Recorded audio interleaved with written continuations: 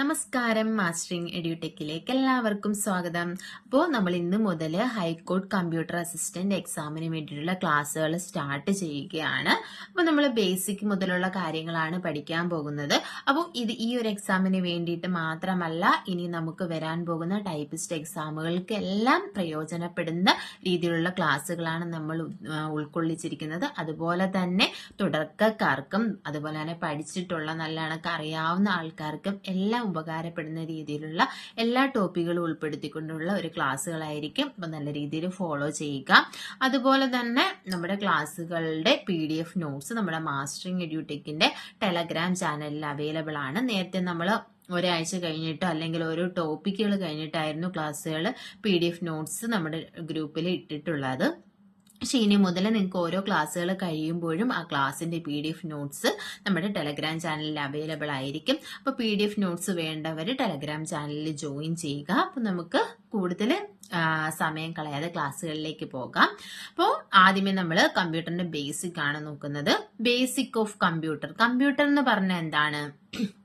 Computer എന്ന് പറഞ്ഞ ഒരു ഇലക്ട്രോണിക് ഡിവൈസ് ആണ്. എന്തിനു വേണ്ടിയിട്ടാണ്? നമുക്ക് ഡേറ്റാസ് റിസീവ് ചെയ്യാനും ആ ഡേറ്റാസിനെ, നമ്മൾ കൊടുക്കുന്ന ഡേറ്റാസിനെ പ്രോസസ്സ് ചെയ്തതിന് ശേഷം അതിന്റെ ഒരു മീനിങ് ഫുൾ ആയിട്ടുള്ള ഒരു റിസൾട്ട് നമുക്ക് കിട്ടാൻ വേണ്ടിയിട്ട് യൂസ് ചെയ്യുന്ന ഒരു ഇലക്ട്രോണിക് ഡിവൈസ് ആണ് കമ്പ്യൂട്ടർ എന്ന് പറയുന്നത്. ഇപ്പൊ നമുക്ക് ഡെഫിനിഷൻ ആയിട്ട് എങ്ങനെ പറയാം? Computer is an electronic device that receives data, process it and give meaningful information. കമ്പ്യൂട്ടറിന് എങ്ങനെയാണ് ഡേറ്റ കിട്ടുന്നത്? നമ്മളുടെ പല രീതിയിലുള്ള ഇൻപുട്ട് ഡിവൈസസ് യൂസ് ചെയ്ത്, അതായത് നമ്മൾ കീബോർഡ് യൂസ് ചെയ്തിട്ട് നമ്മൾ ടൈപ്പ് ചെയ്യും, അല്ലെങ്കിൽ മൗസ് പോലെയുള്ള ഇൻപുട്ട് ഡിവൈസസ് യൂസ് ചെയ്തിട്ട് എൻ്റർ ചെയ്യും. അപ്പോൾ ആ ഇൻപുട്ട് ഡിവൈസസ് വഴി നമ്മൾ എന്ത് ചെയ്യും? ഡേറ്റാസ് കമ്പ്യൂട്ടറിലേക്ക് കൊടുക്കും. ആ കൊടുക്കുന്ന ഡേറ്റാസിനെ എന്ത് പ്രോസസ്സാണോ ചെയ്യേണ്ടത് അതിനനുസരിച്ചിട്ട് പ്രോസസ്സ് ചെയ്തതിന് ശേഷം നമുക്ക് എന്താണ് കിട്ടുന്നത്? അതിന്റെ റിസൾട്ട്. ആ റിസൾട്ടിനെ ഔട്ട്പുട്ട് ഡിവൈസ് വഴി നമുക്ക് തരിക. അതിനു വേണ്ടി യൂസ് ചെയ്യുന്ന ഒരു ഇലക്ട്രോണിക് ഡിവൈസ് ആണ് കമ്പ്യൂട്ടർ എന്ന് പറയുന്നത്. അപ്പോൾ കമ്പ്യൂട്ടർ എന്ന് പറയുന്ന വേർഡ് എങ്ങനെയാണ് വന്നത്? കമ്പ്യൂട്ടേഴ്സ് എന്ന് പറയുന്ന ലാറ്റിൻ വേർഡിൽ നിന്നുമാണ് കമ്പ്യൂട്ടർ എന്ന് പറയുന്ന വേർഡ് ഒറിജിനേറ്റ് ചെയ്തിരിക്കുന്നത്. ഇനി നമുക്കിടെ കമ്പ്യൂട്ടറിന്റെ ക്യാരക്ടറിസ്റ്റിക്സ് എന്തൊക്കെയാണ് അതിന്റെ പ്രത്യേകതകള്? എന്താണ്? ആക്യുറസി എന്ന് പറഞ്ഞാൽ എന്താ? കറക്റ്റ്നെസ്. നമ്മൾ കൊടുക്കുന്ന ഡേറ്റാസ് നമുക്ക് കിട്ടുന്ന റിസൾട്ട് എന്ന് പറയുന്നത് എന്തായിരിക്കും? കറക്റ്റ് ആയിരിക്കും. എറർ ഫ്രീ ആയിട്ടുള്ള ഒരു ഇൻഫർമേഷൻ അല്ലെങ്കിൽ ഡേറ്റ ആയിരിക്കും കമ്പ്യൂട്ടർ നമുക്ക് പ്രൊവൈഡ് ചെയ്യുന്നത്. ഇപ്പൊ നോക്കിയേ, നമ്മൾ രണ്ട് നമ്പർ ആഡ് ചെയ്യാൻ കൊടുത്തു കഴിയുമ്പോൾ അതിന്റെ റിസൾട്ട് സം എന്ന് പറയുന്നത് എന്തായിരിക്കും? കറക്റ്റ് ആയിട്ടുള്ള സം ആയിരിക്കും നമുക്ക് കിട്ടുന്നത്. ഇനി നമ്മളൊരു കാൽക്കുലേഷൻ ചെയ്യുവാണ്, അപ്പൊ ആ കാൽക്കുലേഷൻസിൽ എന്ത് വരാം? മിസ്റ്റേക്ക് വരാം. പക്ഷെ കമ്പ്യൂട്ടറിന്റെ കാൽക്കുലേഷൻസിൽ മിസ്റ്റേക്ക് വരാറുണ്ടോ? ഇല്ല. കറക്റ്റ് ഡേറ്റ ആയിരിക്കും നമുക്ക് പ്രൊവൈഡ് ചെയ്യുന്നത്.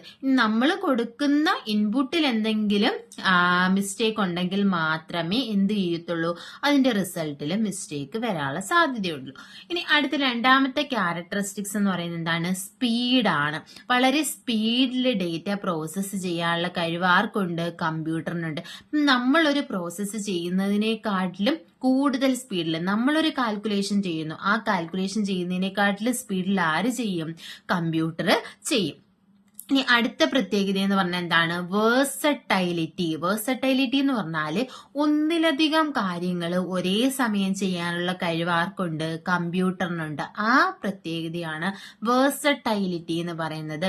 അപ്പോൾ ആ ഒരു വാക്ക് പഠിച്ചു വെക്കുക. Versatility, capacity to perform more than one task at a time. ഒരേ സമയം തന്നെ പല കാര്യങ്ങളും ചെയ്യുവാനുള്ള കഴിവ് ആർക്കുണ്ട്? കമ്പ്യൂട്ടറിന് ഉണ്ട്. ഇനി അടുത്തെന്ന് പറഞ്ഞാൽ എന്താണ്? സ്റ്റോറേജ് എന്ന് പറഞ്ഞാൽ എത്ര എമൗണ്ട് ഓഫ് ഡേറ്റ വേണമെങ്കിലും നമുക്ക് എന്ത് ചെയ്ത് വെക്കാം? സ്റ്റോർ ചെയ്ത് വെക്കാം കമ്പ്യൂട്ടറിൽ തന്നെ എന്തുണ്ട്? ഹാർഡ് ഡിസ്ക് കൊണ്ട് ഡേറ്റാസ് സ്റ്റോർ ചെയ്യാൻ വേണ്ടിയിട്ട്. അതല്ലാന്നുണ്ടെങ്കിൽ എക്സ്റ്റേണൽ ആയിട്ടുള്ള മെമ്മറി യൂസ് ചെയ്തിട്ട് നമുക്ക് എന്ത് ചെയ്യാൻ പറ്റും? ഡേറ്റാസ് സ്റ്റോർ ചെയ്യാൻ പറ്റും. കമ്പ്യൂട്ടറിനകത്ത് മെമ്മറി ഉണ്ട്, അല്ലെങ്കിൽ നമുക്ക് എക്സ്റ്റേണൽ ആയിട്ടുള്ള മെമ്മറി അല്ലെങ്കിൽ സ്റ്റോറേജ് ഡിവൈസസ് ഒക്കെ യൂസ് ചെയ്തിട്ട് നമുക്ക് ഡേറ്റാസ് സ്റ്റോർ ചെയ്യാൻ പറ്റും. ഇനി അടുത്തെന്ന് പറഞ്ഞാൽ എന്താണ്? ഡിലിജൻസ് എന്ന് പറഞ്ഞാൽ എന്താണ്? എന്താ കമ്പ്യൂട്ടറിന് ഒരു ക്ഷീണം ഒന്നും തോന്നത്തില്ല, അല്ലെങ്കിൽ ടയേർഡ്നെസ് ഒന്നും ആർക്ക് ഫീൽ ചെയ്യത്തില്ല, കമ്പ്യൂട്ടറിന് ഫീൽ ചെയ്യത്തില്ല. ഇപ്പൊ നമ്മൾ ഒരു അരമണിക്കൂറോ അല്ലെങ്കിൽ 1 മണിക്കൂറോ ഒക്കെ വർക്ക് ചെയ്ത് കഴിഞ്ഞാൽ നമുക്ക് എന്ത് ചെയ്യും, ക്ഷീണം ഉണ്ടാകും. പക്ഷെ കമ്പ്യൂട്ടറിന് അതുണ്ടാകുമോ? ഇല്ല. ഇപ്പൊ എത്ര നേരം വേണമെങ്കിലും നമുക്ക് എന്ത് ചെയ്യാം, കമ്പ്യൂട്ടർ കൊണ്ട് വർക്ക് ചെയ്യാൻ പറ്റും. Performing repetitive task without getting tired. എത്ര നേരം വേണമെങ്കിലും ഒരേ ടാസ്ക് തന്നെ ആയാലും എത്ര നേരം വേണമെങ്കിലും റിപ്പീറ്റ് ചെയ്യാൻ പറ്റും. ഏതിന്? കമ്പ്യൂട്ടറിന്. അതിനെന്ത് തോന്നത്തില്ല, ക്ഷീണമൊന്നും തോന്നത്തില്ല. അതാണ് ഡിലിജൻസ്. ഇത് ഇത്രയുമാണ് മെയിൻ ആയിട്ടുമുള്ള കമ്പ്യൂട്ടറിന്റെ characteristics. Accuracy, speed, versatility, storage, diligence. ഇതിൽ വേഴ്സറ്റൈലിറ്റി എന്താണെന്നും ഡിലിജൻസ് എന്താണെന്നും പ്രത്യേകം മനസ്സിലാക്കി വെക്കുക. ഇനി അടുത്ത ഒരു ക്വസ്റ്റ്യൻ എന്ന് പറഞ്ഞാൽ, who is known as the father of the computer? കമ്പ്യൂട്ടറിന്റെ ഫാദർ എന്നറിയപ്പെടുന്ന ആരെയാണ്? എല്ലാവർക്കും ഒരുവിധം അറിയാവുന്ന ഒരു ക്വസ്റ്റ്യൻ ആയിരിക്കും. നമ്മൾ കമ്പ്യൂട്ടറിന്റെ എന്ത് കാര്യം ആദ്യം പഠിക്കുമ്പോഴും പഠിക്കുന്നത് ആരെയാണ്? ചാൾസ് ബാബേജ് ആണ്. അപ്പോ who is known as the father of the computer? കമ്പ്യൂട്ടറിന്റെ ഫാദർ എന്നറിയപ്പെടുന്ന ആരെയാണ്? ചാൾസ് ബാബേജ് ആണ്. നമ്മൾ നേരത്തെ പറഞ്ഞല്ലോ, കമ്പ്യൂട്ടർ എന്ന് പറഞ്ഞാൽ എന്തായിരുന്നു, എന്താണെന്നാണ് പറയുന്നത്. നമ്മൾ കൊടുക്കുന്ന ഡേറ്റയെ റിസീവ് ചെയ്യും, അതിനെ എന്ത് ചെയ്യും, പ്രോസസ് ചെയ്യും. അതിനുശേഷം നമുക്ക് മീനിങ് ഫുൾ ആയിട്ടുള്ള ഒരു ഇൻഫർമേഷൻ നമുക്ക് തിരിച്ചു തരും. അപ്പൊ എന്താണ് ഈ ഡേറ്റ, അല്ലെങ്കിൽ എന്താണ് ഇൻഫർമേഷൻ എന്ന് പറഞ്ഞാല്, ഡേറ്റ നമ്മൾ കൊടുക്കുന്നു, അതിനെ പ്രോസസ് ചെയ്യുന്നു, എന്നിട്ട് നമുക്ക് തിരിച്ചു തരുന്ന എന്താണ്, ഇൻഫർമേഷൻ ആണ് തരുന്നത്. അപ്പൊ നമ്മൾ കൊടുക്കുന്നതാണ് എന്ത്, ഡേറ്റ. പ്രോസസ് ചെയ്തതിന് ശേഷം കിട്ടുന്നതാണ് എന്ത്, ഇൻഫർമേഷൻ. അപ്പൊ ഡേറ്റയും ഇൻഫർമേഷനും ഒന്നാണോ? നമുക്ക് നോക്കാം. ഡേറ്റ എന്ന് പറഞ്ഞാൽ എന്താണ്? It is A collection of fact and figures.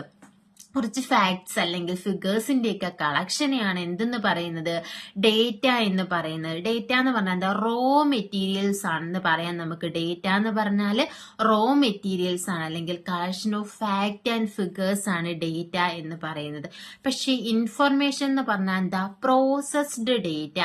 ഡേറ്റയെ പ്രോസസ് ചെയ്തതിന് ശേഷം കിട്ടുന്ന ആ ഒരു റിസൾട്ടിനെയാണ് എന്ത് പറയുന്നത്, ഇൻഫർമേഷൻ എന്ന് പറയുന്നത്. ഇപ്പൊ ഞാൻ പറയട്ടെ, 2 എന്ന് പറയുന്ന ഒരു ഡേറ്റ, 3 എന്ന് പറയുന്ന ഒരു ഡേറ്റ, നമ്മുടെ അരിത്തമെറ്റിക് ഓപ്പറേറ്റർ എന്ന് പറഞ്ഞിട്ടുള്ള പ്ലസ് ഒരു ഡേറ്റയാണ്, അല്ലെങ്കിൽ ഈക്വൽ ഒരു ഡേറ്റയാണ്. അപ്പൊ നമ്മൾ ഈ ഒരു ഡേറ്റയെ ഒരു കറക്റ്റ് ഓർഡറിൽ കൊടുത്തു, അതിനെ പ്രോസസ്സ് ചെയ്തതിന് ശേഷം കിട്ടുന്ന ആ ഒരു റിസൾട്ട്. ഇപ്പൊ സം കാണണം, നമ്മൾ എങ്ങനെ കൊടുക്കണം, 2 + 3 ഈക്വൽ കൊടുത്തു കഴിഞ്ഞാൽ 2ഉം 3യും ആഡ് ചെയ്ത് 5 എന്ന് പറയുന്ന റിസൾട്ട് നമുക്ക് കിട്ടത്തുള്ളൂ. അപ്പൊ അതാണ് ഡേറ്റ. ആ ഡേറ്റയെ പ്രോസസ്സ് ചെയ്ത് എന്താക്കി മാറ്റുന്നു, മീനിങ് ഫുൾ ആയിട്ടുള്ള ഒരു റിസൾട്ട് ആക്കി മാറ്റുന്നു. ആ ഒരു പ്രോസസ്ഡ് ഡേറ്റയാണ് എന്ത് പറയുന്നത്, ഇൻഫർമേഷൻ എന്ന് പറയുന്നത്. ഇനി എന്താണ് ഡേറ്റ പ്രോസസ്സിംഗ് എന്ന് പറഞ്ഞാല്, a set of action performed by the computer to convert data into meaningful information. ഒരു ഡേറ്റയെ ഇതുപോലെയുള്ള മീനിങ് ഫുൾ ഇൻഫർമേഷൻ ആക്കി മാറ്റാൻ വേണ്ടിയിട്ട് എന്ത് ചെയ്യുന്നു, കമ്പ്യൂട്ടർ പെർഫോം ചെയ്യുന്ന സെറ്റ് ഓഫ് ആക്ഷനെയാണ് എന്ത് പറയുന്നത്, ഡേറ്റ പ്രോസസ്സിംഗ്. നമ്മൾ പറഞ്ഞു ഡേറ്റയെ പ്രോസസ്സ് ചെയ്ത് എന്താക്കി മാറ്റും, ഇൻഫർമേഷൻ ആക്കി മാറ്റും. അപ്പോൾ അവിടെ എന്ത് ചെയ്യും, ഒരു സെറ്റ് ഓഫ് ആക്ഷൻ പെർഫോം ചെയ്യും. ഇതിനെയാണ് ഡേറ്റ പ്രോസസ്സിംഗ് എന്ന് പറയുന്നത്. ഇനി അടുത്ത് നോക്കി, ജനറേഷൻസ് ഓഫ് കമ്പ്യൂട്ടർ. അപ്പോൾ കമ്പ്യൂട്ടറിൽ, അതായത് നമ്മുടെ ജനറേഷൻ എന്ന് പറഞ്ഞാൽ എന്താണ്, state of improvement in the development of A product. ഏതെങ്കിലും ഒരു പ്രോഡക്റ്റ് അതിന്റെ ഡെവലപ്മെന്റില് എന്തൊക്കെ ഇംപ്രൂവ്മെന്റ്സ് ഉണ്ടായിട്ടുണ്ടോ അതിനെയാണ് ജനറേഷൻ എന്ന് പറയുന്നത്. നമ്മളിപ്പോൾ ആദ്യമായിട്ട് ഒരു പ്രോഡക്റ്റ് ഡെവലപ്പ് ചെയ്തു, ആ ഡെവലപ്പ് ചെയ്ത പ്രോഡക്റ്റിന് കുറേ ഫോൾട്ടുകൾ ഉണ്ടായിരിക്കാം. അപ്പൊ ഇതൊക്കെ നമ്മൾ മാറ്റി മാറ്റി മാറ്റി മാറ്റി കൊണ്ടുവരും. അപ്പൊ ലാസ്റ്റില് നമ്മൾ എല്ലാ ഡിമെറിറ്റ്സും മാറ്റി മെറിറ്റ്സ് ഒക്കെ കൂടുതലുള്ള ഒരു പ്രോഡക്റ്റ് ആയി അതിനെ ഡെവലപ്പ് ചെയ്തെടുത്തു. അപ്പൊ അങ്ങനെ എടുക്കുമ്പോൾ അതിൽ ഒരുപാട് മാറ്റങ്ങൾ ഉണ്ടാവുമല്ലോ. ഇനിഷ്യൽ സ്റ്റേറ്റിൽ നിന്നും ഇപ്പൊ ഇരിക്കുന്ന സ്റ്റേറ്റ് വരെ ഒരുപാട് മാറ്റങ്ങൾ ആ പ്രോഡക്റ്റിൽ ഉണ്ടായിട്ടുണ്ട്. അപ്പൊ ആ ഒരു മാറ്റം, അതിനെയാണ് എന്ത് പറയുന്നത്, ജനറേഷൻ എന്ന് പറയുന്നത്. അപ്പൊ ഈ നമ്മുടെ കമ്പ്യൂട്ടറിന്റെ ആദ്യകാലത്തുള്ള കമ്പ്യൂട്ടർ മുതൽ ഇപ്പോൾ ഉള്ള കമ്പ്യൂട്ടറിന്റെ ഇപ്പോൾ നമ്മൾ യൂസ് ചെയ്യുന്ന കമ്പ്യൂട്ടർ വരെ ഒരുപാട് മാറ്റങ്ങൾ കമ്പ്യൂട്ടറിന്റെ ഡെവലപ്മെന്റിൽ ഉണ്ടായിട്ടുണ്ട്. അപ്പൊ അതിനെയാണ് കമ്പ്യൂട്ടറിന്റെ ജനറേഷൻ എന്ന് നമ്മൾ പറയുന്നത്. ജനറേഷൻ എന്ന് പറഞ്ഞാൽ state of improvement in the development of A product, അല്ലെങ്കിൽ കമ്പ്യൂട്ടർ എന്ന് പറയുന്ന ഒരു ഉപകരണം, അതിന്റെ ഡെവലപ്മെന്റിൽ ഉണ്ടായിട്ടുള്ള ഇംപ്രൂവ്മെന്റ്സിനെ ഓരോ സ്റ്റേറ്റ് ആയിട്ട് തിരിച്ച് നമ്മൾ പറയുന്നു. അതാണ് ജനറേഷൻ എന്ന് പറയുന്നത്. അപ്പൊ കമ്പ്യൂട്ടറിന്റെ ജനറേഷനെ നമ്മൾ മെയിൻ ആയിട്ടും 5 തരംതിരിച്ചിട്ടുണ്ട്. First generation, second generation, third generation, fourth generation and fifth generation. ഇത്രയുമാണ് 5 ജനറേഷൻ. അപ്പൊ ഈ ജനറേഷൻസ് എന്ന് പറയുന്നത് വളരെ ഇമ്പോർട്ടന്റ് ആണ്.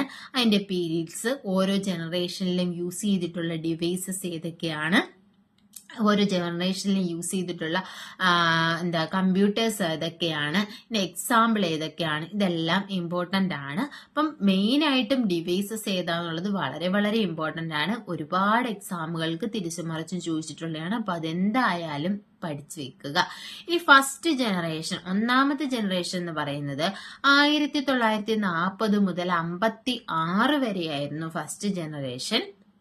ഫസ്റ്റ് ജനറേഷനിൽ യൂസ് ചെയ്തിരുന്ന ഡിവൈസ് ഏതാന്ന് ചോദിച്ചാൽ വാക്യൂം ട്യൂബ്സ് ആണ് യൂസ് ചെയ്തിരുന്നത്. വാക്യൂത്തിന്റെ സ്പെല്ലിംഗ് എല്ലാവർക്കും അറിയാമായിരിക്കും, ശ്രദ്ധിക്കുക. VACUUM, ഡബിൾ യു ആണ്, ഡബിൾ സി അല്ല, VACUUM ആണ്. ഇംഗ്ലീഷിന്റെ എക്സാമുകൾക്ക് സ്പെല്ലിംഗ് കറക്ഷൻ ഒക്കെ ചോദിക്കുന്ന ഒരു ക്വസ്റ്റ്യൻ ആണ് വാക്യൂം എന്ന് പറയുന്നത്, VACUUM. അപ്പൊ ഫസ്റ്റ് ജനറേഷനിൽ യൂസ് ചെയ്തിരിക്കുന്ന ഡിവൈസ് ഏതാണ്? വാക്യൂം ട്യൂബ്സ് ആണ് യൂസ് ചെയ്തിരുന്നത്. ഇനി സെക്കൻഡ് ജനറേഷനിലായപ്പോൾ, സെക്കൻഡ് ജനറേഷൻ എന്ന് പറഞ്ഞാൽ 56 തൊട്ട് 63 വരെയാണ് സെക്കൻഡ് ജനറേഷൻ. സെക്കൻഡ് ജനറേഷനിൽ വാക്യൂം ട്യൂബ്സ് മാറിയിട്ട് എന്ത് വന്നു? ട്രാൻസിസ്റ്റേഴ്സ് വന്നു. അപ്പൊ ട്രാൻസിസ്റ്റേഴ്സ് വന്നപ്പോൾ ഉള്ള പ്രത്യേകത എന്ന് പറഞ്ഞാൽ ഫസ്റ്റ് ജനറേഷനിലെ കമ്പ്യൂട്ടേഴ്സ് ഒക്കെ ബിഗ് ഇൻ സൈസ്, വലിയ സൈസ് ആയിരുന്നു. അതിനെന്തായിരുന്നു? പ്രോസസ്സിംഗ് സ്പീഡ് കുറവായിരുന്നു, മെമ്മറി കപ്പാസിറ്റി ഒക്കെ കുറവായിരുന്നു. സെക്കൻഡ് ജനറേഷൻ ആയപ്പോ വാക്യൂം ട്യൂബ്സ് മാറിയിട്ട് ട്രാൻസിസ്റ്റേഴ്സ് വന്നു. അപ്പൊ എന്ത് സംഭവിച്ചു എന്ന് ചോദിച്ചാൽ ഈ സൈസ് കുറഞ്ഞു. അതുപോലെ തന്നെ പ്രോസസ്സിംഗ് സ്പീഡും മെമ്മറി കപ്പാസിറ്റിയും ഒക്കെ സെക്കൻഡ് ജനറേഷനിൽ ഇൻക്രീസ് ചെയ്തു. അപ്പൊ ഫസ്റ്റ് ജനറേഷനിൽ യൂസ് ചെയ്ത ഡിവൈസ് വാക്യൂം ട്യൂബ്സ്, സെക്കൻഡ് ജനറേഷനിൽ ട്രാൻസിസ്റ്റേഴ്സ്. ഇനി അടുത്ത തേർഡ് ജനറേഷൻ ആണ്. തേർഡ് ജനറേഷനിൽ 64 തൊട്ട് 71 വരെയാണ് തേർഡ് ജനറേഷൻ. ഫസ്റ്റിൽ 40 തൊട്ട് 56, സെക്കൻഡിൽ 56, 63, തേർഡിൽ വരുമ്പോ 64 തൊട്ട് 71 വരെയാണ് തേർഡ് ജനറേഷൻ. തേർഡ് ജനറേഷനിൽ യൂസ് ചെയ്തിരുന്ന ഡിവൈസ് ഏതാണെന്ന് ചോദിച്ചാൽ IC ചിപ്സ്, ഇന്റഗ്രേറ്റഡ് സർക്യൂട്ട്സ് ആണ് തേർഡ് ജനറേഷനിൽ യൂസ് ചെയ്തത്. അപ്പോൾ ഈ സെക്കൻഡിനെ വെച്ച് നോക്കുമ്പോൾ തേർഡ് ജനറേഷന്റെ പ്രത്യേകത എന്തായിരിക്കും? വീണ്ടും എന്തു കുറഞ്ഞു? സൈസ് വീണ്ടും കുറഞ്ഞു, പ്രോസസ്സിംഗ് സ്പീഡും മെമ്മറി കപ്പാസിറ്റിയും ഇൻക്രീസ് ചെയ്തു.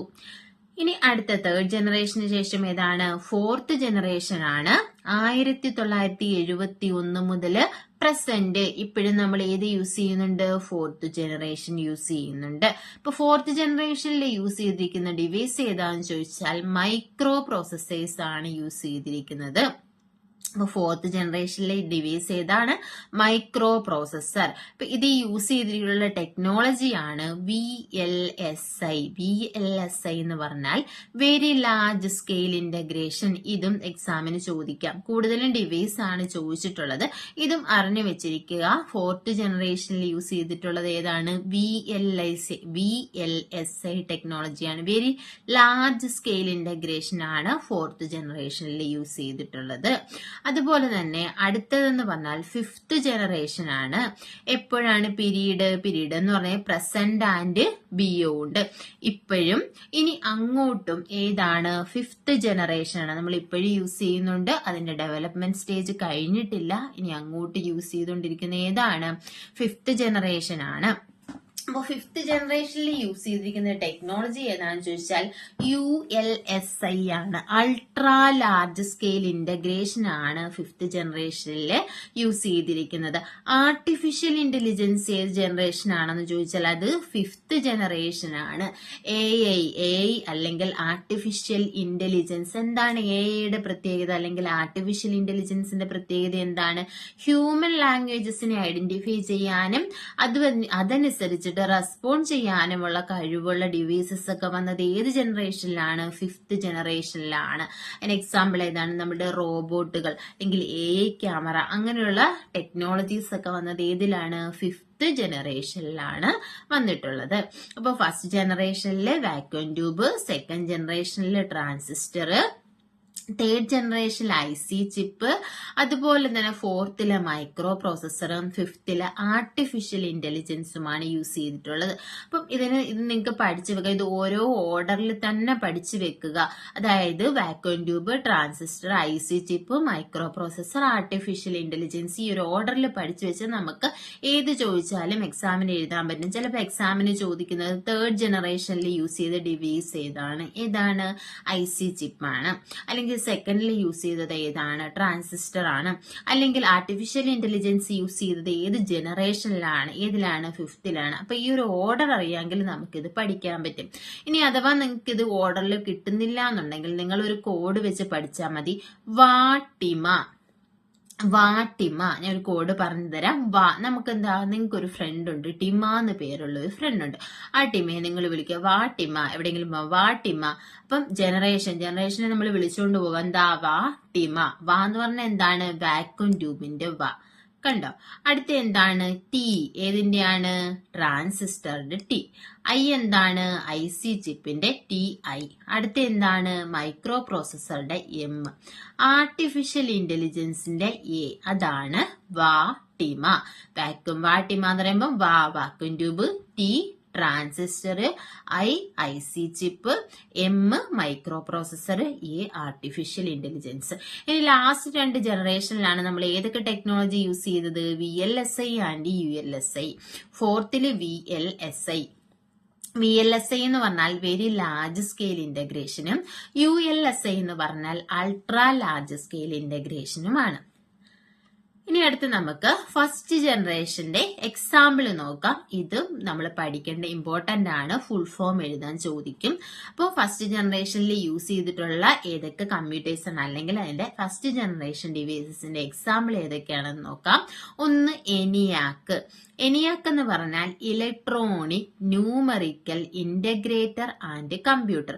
ഇത് ഫുൾ ഫോം എഴുതാൻ ചോദിക്കും എക്സാമിന്. ENIAC എന്ന് പറഞ്ഞാൽ electronic numerical integrator and computer. അടുത്തത് EDVAC. EDVAC എന്ന് പറഞ്ഞാൽ electronic discrete variable automatic computer. ENIAC electronic numerical integrator and computer. EDVAC എന്ന് പറഞ്ഞാൽ electronic discrete variable automatic computer. ഇതിൽ ഏതെങ്കിലും ഇപ്പൊ വേരിയബിൾ അല്ലെങ്കിൽ ഡിസ്ക്രീറ്റോ ഇതിൽ ഏതിനെങ്കിലും മാറ്റം വരുത്തിയിട്ടായിരിക്കും നമുക്ക് ഓപ്ഷൻസ് തരുന്നത്. അപ്പൊ എല്ലാം കൂടെ കാണുമ്പോൾ നമുക്ക് എന്ത് തോന്നും? കൺഫ്യൂഷൻ തോന്നും. അപ്പൊ കൺഫ്യൂഷൻ ഉണ്ടാകരുത്. കൂടെ തന്നെ പറഞ്ഞു പഠിക്കുക. ഇപ്പൊ തന്നെ പറഞ്ഞു പഠിക്കുക. എന്നിട്ട് വീണ്ടും നിങ്ങൾ വെറുതെ ഇരിക്കുന്ന സമയത്തൊക്കെ നമ്മൾ പറഞ്ഞു നോക്കിയാൽ മാത്രമേ നമുക്ക് പഠിക്കാൻ പറ്റത്തുള്ളൂ. അപ്പൊ ഫസ്റ്റ് ജനറേഷനിൽ എക്സാമ്പിൾ വരുന്ന ഏതൊക്കെയാണ്? ENIAC, EDVAC, UNIVAC. ഇത് 3 എന്തായാലും പഠിച്ചു വയ്ക്കുക. പിന്നെ ഒരെണ്ണം കൂടെ EDSAC ഉണ്ട്. ഇപ്പോ ENIAC എന്ന് പറഞ്ഞാല് electronic numerical integrator and computer. EDVAC എന്ന് പറഞ്ഞാൽ electronic discrete variable automatic computer. UNIVAC എന്ന് പറഞ്ഞാൽ യൂണിവേഴ്സൽ ഓട്ടോമാറ്റിക് കമ്പ്യൂട്ടർ. ഇനി EDSAC ഉണ്ട്. Electronic delay storage automatic computer ആണ് EDSAC. അത് ഞാനിവിടെ കൊടുത്തിട്ടില്ല, കൊടുക്കാം. അപ്പോൾ ഫസ്റ്റ് ജനറേഷൻ കമ്പ്യൂട്ടേഴ്സിന് എക്സാമ്പിൾ ഏതൊക്കെയാണ്? ENIAC, EDVAC, UNIVAC, EDSAC. ENIAC എന്ന് പറഞ്ഞാൽ electronic numerical integrator and computer. EDVAC എന്ന് പറഞ്ഞാൽ electronic discrete variable automatic computer. UNIVAC എന്ന് പറഞ്ഞാൽ യൂണിവേഴ്സൽ ഓട്ടോമാറ്റിക് കമ്പ്യൂട്ടർ. EDSAC എന്ന് പറഞ്ഞാൽ electronic delay storage automatic computer. ഇത് റിപ്പീറ്റ് ആയിട്ട് പറഞ്ഞു പഠിക്കുക. ഒരെണ്ണം പഠിച്ചിട്ട് ജസ്റ്റ് പറഞ്ഞു നോക്കുക. അറിഞ്ഞൂടാത്തവരെ, ആദ്യമായിട്ട് കേൾക്കുന്നവരെ, ആദ്യമായിട്ട് പഠിക്കുന്നവർക്ക് വേണ്ടിയിട്ടാണ് വീണ്ടും വീണ്ടും റിപ്പീറ്റ് ആയിട്ട് പറയുന്നത്. ഇനി നോക്കിയേ, നമുക്ക് which is the first generation language. First ജനറേഷനിൽ യൂസ് ചെയ്തിരുന്ന ലാംഗ്വേജസ് ആയിട്ട് അറിയപ്പെടുന്ന ഏതാണ്? മെഷീൻ ലാംഗ്വേജ് ആണ് ഫസ്റ്റ് ജനറേഷൻ ലാംഗ്വേജ് എന്നറിയപ്പെടുന്നത്.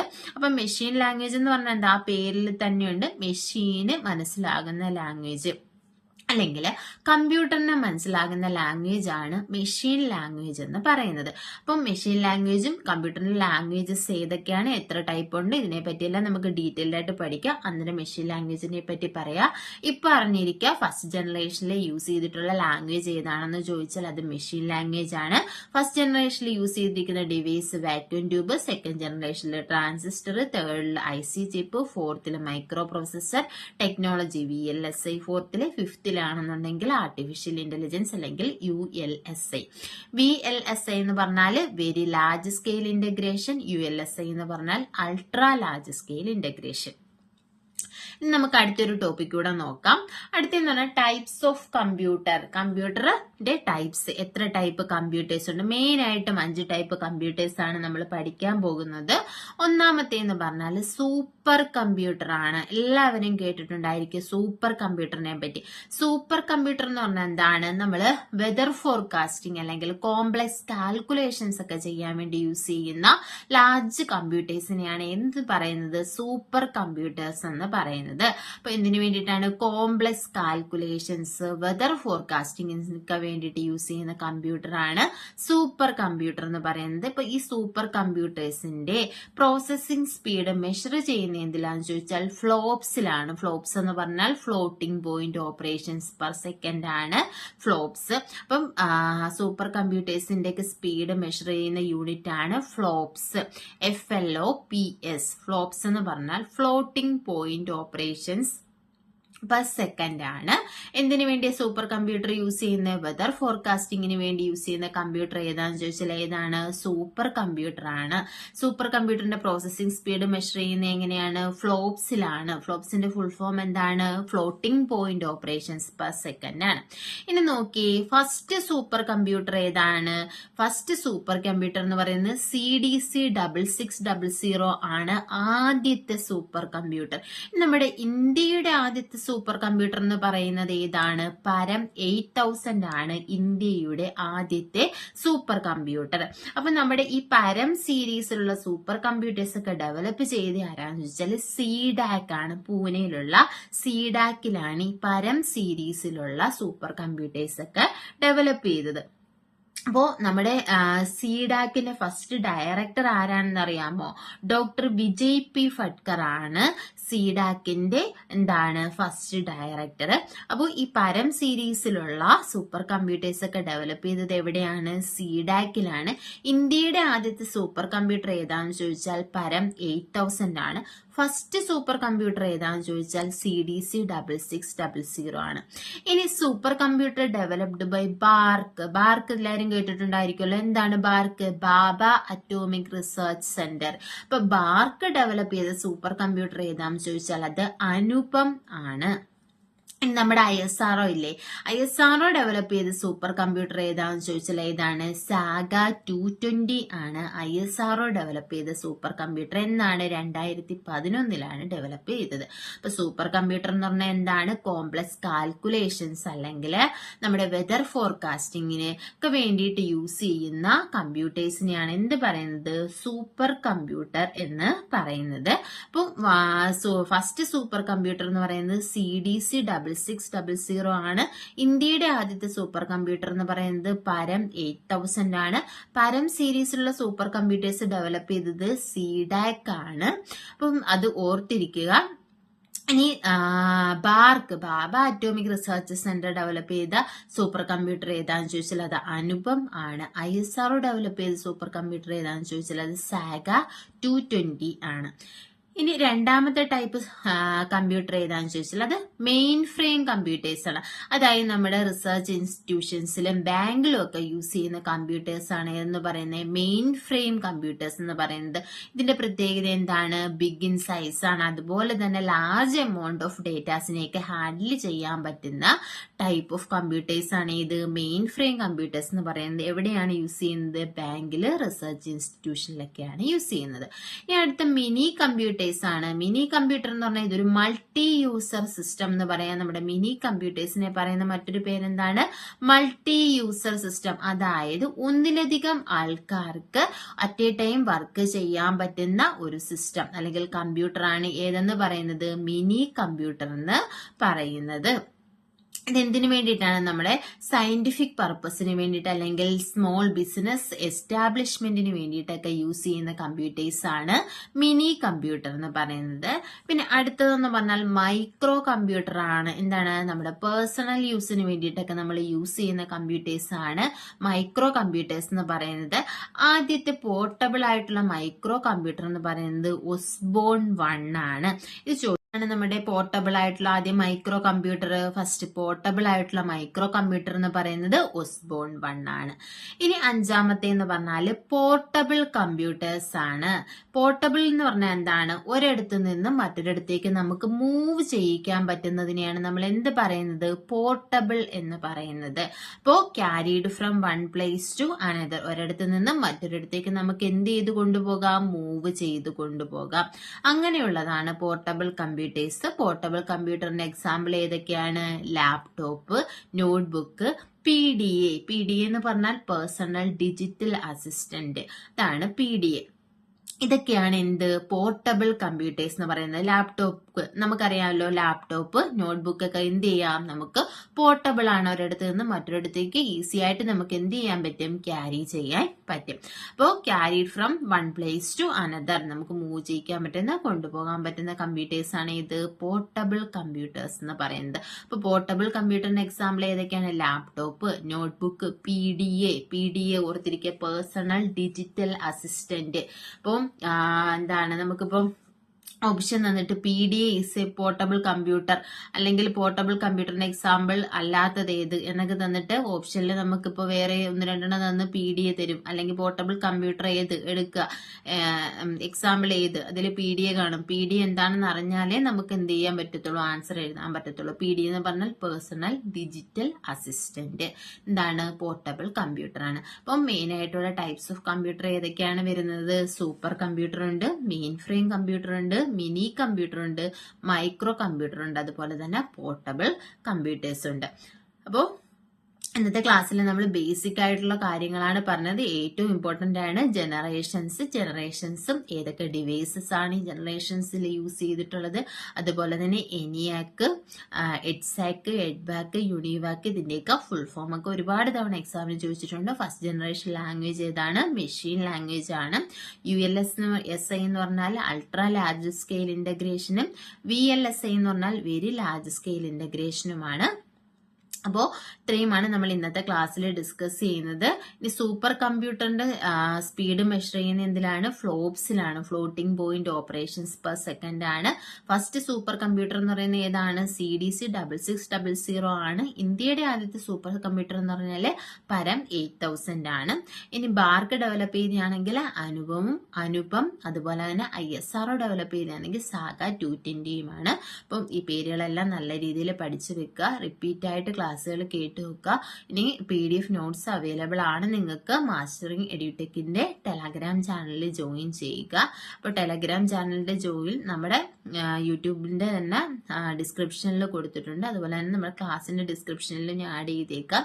ആവശ്യമുള്ളവർ, നോട്ട്സ് ആവശ്യമുള്ളവർ ജോയിൻ ചെയ്യുക. അപ്പോൾ ക്ലാസ്സുകൾ ഇഷ്ടപ്പെടുകയാണെന്നുണ്ടെങ്കിൽ നിങ്ങൾ ലൈക്ക് ചെയ്യുക, ഷെയർ ചെയ്യുക, അതുപോലെ തന്നെ സബ്സ്ക്രൈബ് ചെയ്യുക. പിന്നെ നിങ്ങളുടെ ഫ്രണ്ട്സിന് ക്ലാസ്സുകൾ ഇഷ്ടപ്പെടുകയാണെന്നുണ്ടെങ്കിൽ അറിയുന്ന ആൾക്കാർക്ക് വേണ്ടിയിട്ട് ഷെയർ ചെയ്ത് കൊടുക്കുക. Thank you.